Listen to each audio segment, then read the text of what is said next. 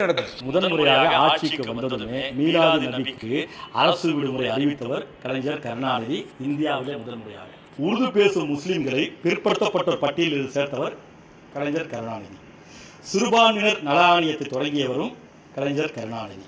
வக்பு வாரிய சொத்துக்களை பராமரிக்க முதலாக மானியம் வழங்கியவரும் கலைஞர் கருணாநிதி. தமிழ்நாடு சிறுபான்மையினர் பொருளாதார மேம்பாட்டு கழகம் தொடங்கியவரும் கலைஞர் கருணாநிதி. உருது அகாடமியை தொடங்கியவர் கலைஞர் கருணாநிதி. காகிதமில்லர் மணிமண்டபம் கட்ட நிதி ஒதுக்கி இடம் ஒதுக்கியதும் கலைஞர் கருணாநிதி. பிற்படுத்தப்பட்டோர் இடஒதுக்கீட்டில் இஸ்லாமியர்களுக்கு 3.5% விழுக்காடு உள்ஒதுக்கீடு கொடுத்தவரும் கலைஞர் கருணாநிதி. காகிதமில்லர் மகளிர் கல்லூரியை உருவாக்கியவர் கலைஞர் கருணாநிதி. இப்படி சொல்லிக்கொண்டே போலாம். இந்த மாதிரி பல விஷயங்கள் கலைஞருடைய ஆட்சி காலத்தில் செய்யப்பட்டாங்க. அது மட்டும் இல்லாம இந்த ஆட்சி அமைந்தவுடனே சிறுபான்மையினர் ஆணையம் அமைக்கப்பட்டதும் கலைஞருடைய ஆட்சியில் தான். அதே மாதிரி சிறுபான்மையினர் விடுதியில் பண்டிகைகளுக்கு சிறப்பு உணவு வழங்கப்பட்டதும் இதே திமுக ஆட்சியில் தான்.